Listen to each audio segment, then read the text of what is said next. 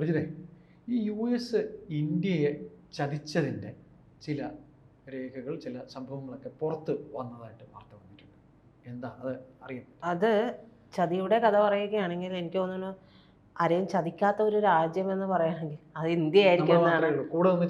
അതെ, കൂടെ നിന്ന് ചതിക്കാത്ത നമ്മുടെ രാജ്യം മാത്രം. അതുകൊണ്ട് തന്നെയാണ് അന്ന് മുതലുള്ള ഒരു പേരായിരിക്കും ഇന്നിപ്പോൾ ഈ ഒരു യുഗത്തിൽ വന്ന് നിൽക്കുമ്പോഴും, ഈ ഒരു സമയത്ത് വന്ന് നിൽക്കുമ്പോഴും ഇന്ത്യ ട്രസ്റ്റബിൾ കൺട്രി ആയിട്ട് പറയപ്പെടുന്നത്. അതെ, ഭാരതം ഒരു ട്രസ്റ്റബിൾ കൺട്രി ആണെന്ന് എല്ലാവരും പറയുന്നത്. ഇതിൽ പഴയ കാലത്തെ ചില ചതികളൊക്കെ ഉണ്ട്, ഇപ്പോഴും ഉണ്ട്. അപ്പോൾ ചിലർ അന്നും ചതിക്കുന്നുണ്ട്, കൂട്ടത്തിൽ നിന്നുകൊണ്ട് ഇന്നും ചതിക്കുന്നുണ്ട് എന്ന് വേണം നമ്മൾ മനസ്സിലാക്കാനായിട്ട്. അത് അവരുടെ പ്രവർത്തികൾ വരുമ്പോൾ നമുക്ക് മനസ്സിലാവും. അപ്പോൾ ഈ പറയുന്ന പോലെ നമുക്ക് ചിരിച്ചുകൊണ്ട് പണിയേരുന്ന ആൾക്കാരുണ്ടല്ലോ, അതുപോലൊരു രാജ്യമുണ്ട്. ആ ഒരു രാജ്യമാണ് അമേരിക്ക എന്ന് വേണമെങ്കിൽ നമുക്ക് പറയാം. കാരണം അമേരിക്കയെ സംബന്ധിച്ച് അന്നും ഇന്നും അവരുടെ ബിസിനസ്, അവരുടെ താല്പര്യങ്ങൾ എല്ലാവരോടും അങ്ങനെ തന്നെയാണ്. അപ്പോൾ നമ്മളോട് തോളിൽ കൈയിടുകയും ചെയ്യും, പുറകിൽ കൂടി ചവിട്ട് തരുകയും ചെയ്യും എന്ന് പറയുന്നത് പോലെയാണ്. അപ്പം അടുത്തിടെ US സ്റ്റേറ്റ് ഡിപ്പാർട്ട്മെന്റിൽ നമ്മൾ ഈ രേഖകളൊക്കെ തരംതിരിച്ചു വെക്കുന്ന ഒരു പരിപാടി ഉണ്ടാവുമല്ലോ, ഓഫീസുകളൊക്കെ എല്ലായിടത്തും ഉണ്ടാവുമല്ലോ അത്. അപ്പോൾ അത്തരത്തിൽ രേഖകൾ തരംതിരിച്ചു വെക്കുമ്പോൾ കിട്ടിയ ഒരു രേഖയിൽ നിന്ന് പുറത്തു വന്ന കാര്യമാണ് ഇതെന്നാണ് ഞാൻ മനസ്സിലാക്കുന്നത്. അത് ഇപ്പോൾ പോലും ഈ ഓപ്പറേഷൻ സിന്ധുവിൻ്റെ ഭാഗമായിട്ട് പോലും ട്രംപ് നമ്മളോട് കാണിച്ചത് എന്താണ്? ട്രംപാണ് ഇത് യുദ്ധം നിർത്തിച്ചത് എന്നുള്ള രീതിയിലേക്കാണ്. അതെ, പിന്നീട് മാറ്റി പറയുന്നു, എന്നിട്ട് പിന്നീട് വീണ്ടും പറയുന്നു ഞങ്ങൾ തന്നെയാണ് കേട്ടോ എന്ന് പറയുന്നു. അപ്പൊ ഇപ്പുറത്തുനിന്ന് ഇന്ത്യയുടെ കൃത്യമായ ശബ്ദം പോകുമ്പോൾ പറയുന്നു അല്ലട്ടാ അളിയ മാറിപ്പോയത്, ഒന്നുകൂടെ മാറിപ്പോയതാണ്, ഞങ്ങളല്ല. അപ്പോൾ അതിലൊരു ക്രെഡിറ്റ് എടുക്കാൻ നോക്കുന്ന ഒരു രീതി കൂടിയുണ്ട്. അപ്പോൾ ആ ഒരു സാഹചര്യം കൂടി നോക്കുമ്പോൾ അമേരിക്കയുടെ ഒരു കള്ളക്കളി നമുക്ക് അതിൽ നിന്ന് വ്യക്തമാണ്. ഇതിപ്പോൾ നോക്കുമ്പോൾ 1971 ആ സമയത്ത് ഇന്ത്യ പാക് യുദ്ധം നടക്കുകയാണ്. അപ്പോൾ ആ സമയത്ത് നമ്മുടെ അന്നത്തെ ദേശീയ സുരക്ഷാ ഉപദേഷ്ടാവുണ്ട്, അവരുടെ ദേശീയ സുരക്ഷാ ഉപദേഷ്ടാവ് ഹെൻറി കിസിംഗ് എന്നാണ് പേര്. മൂപ്പറുടെ അധ്യക്ഷതയിൽ ഒരു യോഗം, ഉന്നതതല യോഗം ചേരുകയാണ് വാഷിങ്ടൺ വെച്ചിട്ട്. അപ്പോൾ ഈ സമയത്ത് ഈ യോഗം ഈ സമയം, അതായത് 1971 ഡിസംബർ 9 മീറ്റിംഗ് നടക്കുകയാണ് വാഷിങ്ടണിൽ. അപ്പോൾ ഈ സമയത്ത് ഇപ്പുറത്ത് ഇന്ത്യ കറാച്ചി തുറമുഖത്ത് കനത്ത വ്യോമാക്രമണം നടത്തിക്കൊണ്ടിരിക്കുന്ന ഒരു സമയമാണ്. പശ്ചിമ പാകിസ്ഥാനിലെ ഇന്ധനവും സുപ്രധാന വിതരണ കേന്ദ്രങ്ങളും ഒക്കെ ഇന്ത്യ നശിപ്പിച്ചു.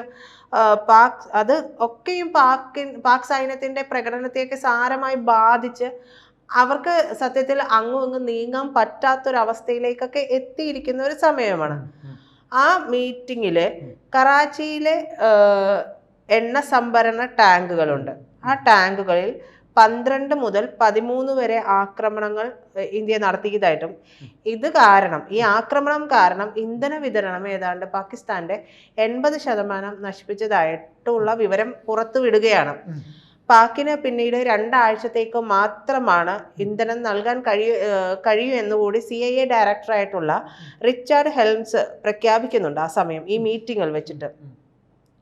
അപ്പോൾ ഇതിനൊരു പോംവഴി കാണണമല്ലോ, ഈ പോംവഴി കാണണം. അപ്പോൾ ടെഹ്റാനിൽ നിന്ന് ഇന്ധനം മാറ്റാൻ കഴിയുമോ എന്ന് അറിയിക്കണം എന്നുള്ളത് കിസിംഗർ ആഗ്രഹിക്കുന്നുണ്ട്. അങ്ങനെ എന്നറിയണം, കിസിംഗർക്ക് അറിയണം ഇങ്ങനെ ഒരു ഓപ്ഷൻ ഉണ്ട്, ഈ ഓപ്ഷൻ ചെയ്യാൻ പറ്റുമോ, ടെഹ്റാനിൽ നിന്ന് ഇന്ധനം മാറ്റാനുള്ള വല്ല വഴിയുമുണ്ടോ.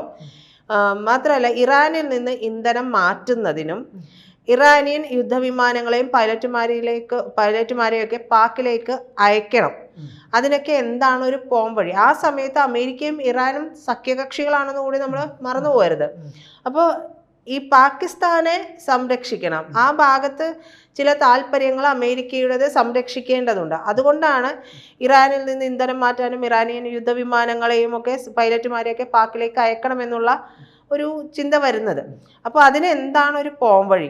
അപ്പോൾ ഇന്ത്യയെ സൈനികമായി ഭീഷണിപ്പെടുത്താൻ, കാരണം ഒരു വശത്ത് നമ്മൾ അറ്റാക്ക് ചെയ്തുകൊണ്ടിരിക്കുകയാണ്, യുദ്ധം നടന്നുകൊണ്ടിരിക്കുകയാണ്. അപ്പോൾ അവിടെ നിന്ന് ശ്രദ്ധ തിരിക്കുമ്പോൾ ആകെ ചിതറിപ്പോവും, ശ്രദ്ധ മൊത്തം ചിതറിപ്പോവും. അപ്പൊ അതിന് എന്താണ് ഒരു വഴി എന്ന് ആലോചിക്കുമ്പോൾ അമേരിക്കയുടെ മനസ്സിൽ വന്നത് സൈനികമായിട്ടുള്ള ഒരു ഭീഷണിപ്പെടുത്തലാണ്. ഈ ശ്രദ്ധ തിരിക്കാൻ വേണ്ടിയിട്ട് സൈനികമായ ഒരു ഭീഷണിപ്പെടുത്തൽ ഇന്ത്യക്ക് നേരെ ഉണ്ടാകണമെന്ന് അമേരിക്ക തീരുമാനിക്കുകയാണ്. അതിന് എന്ത് വേണം? ഇന്ത്യയുടെ അതിർത്തിയിൽ ചൈനീസ് സൈന്യത്തെ വിന്യസിക്കാനുള്ള ഒരു തീരുമാനം അവിടെ കൊണ്ട് നമുക്ക് അമേരിക്കക്ക് ഉണ്ടാക്കണം. അപ്പോൾ അങ്ങനെ ഒരു പദ്ധതി അവരവിടെ ഇരുന്ന് ഉണ്ടാക്കി, ഈ കിസിംഗറും US സർക്കാർ ഉദ്യോഗസ്ഥരും തമ്മിൽ. അപ്പോൾ 1971 ഡിസംബർ 8 US ഉദ്യോഗസ്ഥർ ഇറാന്റെ ഷാ മുഹമ്മദ് റസ പഹ്ലവി, ആ സമയത്ത് ഷാ ഭരണകൂടമാണ്, അപ്പോൾ ആ പഹ്ലവിയോട്, ഷാ ഭരണകൂടത്തോട് പാക്കിന് വേണ്ടി പിന്തുണ അഭ്യർത്ഥിക്കുന്നുണ്ട്. അപ്പോൾ സോവിയറ്റ് യൂണിയൻ ഉടമ്പടി കാരണം പാകിസ്ഥാനെ പിന്തുണയ്ക്കാൻ കഴിയില്ലെന്ന് ഇറാനും പറയുന്നുണ്ട്. അപ്പോൾ കാരണം അത് സോവിയറ്റ് യൂണിയനുമായിട്ടുള്ള ഒരു അടിക്ക്, ഏറ്റുമുട്ടലിന് കാരണമാകും. ഇറാനും സോവിയറ്റ് യൂണിയൻ, അതെ, ആ സമയത്ത് അതിങ്ങനെ ഒരു കാര്യത്തിന് കാരണമാകും. അപ്പൊ വെറുതെ ഒരു അടി നമ്മൾ ഇറന്നു വാങ്ങണ്ടല്ലോ എന്ന് ഇറാനും ചിന്തിച്ചു. അപ്പോൾ സെക്കൻഡ് ഓപ്ഷൻ എന്ന് പറയുമ്പോൾ ജോർദാൻ പാക്കിലേക്ക് F-104 വിമാനങ്ങൾ പറത്തണം. അപ്പൊ പകരം ഇറാൻ ജോർദാന്റെ വ്യോമാതിർത്തിയിൽ വിമാനം പറത്തണമെന്നും നിർദ്ദേശിച്ചു. പക്ഷെ US-ന്റെ തന്നെ ഒരു നിയമത്തിന്റെ വിലക്ക് കാരണം ആ ആശയവും പരാജയപ്പെടുകയുണ്ടായി. അപ്പോൾ കിഴക്കൻ പാക്കിലെ പാക് സൈന്യത്തെ പൂർണ്ണമായിട്ടും പിൻവലിച്ച് ഒരു 10-15 ദിവസം കൊണ്ട് ഈ യുദ്ധം തീരുമെന്നാണ് കരുതിയത്. പക്ഷെ അന്ന് ഈ ഇന്ത്യ ഈ യുദ്ധം വൈകിപ്പിച്ചിട്ടുണ്ടായിരുന്നുവെങ്കിൽ പാകിസ്ഥാന്റെ സൈന്യവും സമ്പദ് വ്യവസ്ഥയും എല്ലാം ആകെ തകിടം മറിഞ്ഞു പോകുന്ന ഒരു അവസ്ഥയുണ്ടാവും. കപ്പാസിറ്റി ഉണ്ടാവില്ല, പലതരത്തിലുള്ള വിഷയങ്ങൾ അവിടെ വേറെ വരികയും ചെയ്യും. അപ്പോൾ ആ സമയത്ത് ഇന്ത്യയോട് പറയാനും പറ്റില്ല. അപ്പോൾ ഒരു ചതിയാണ് അവിടെ.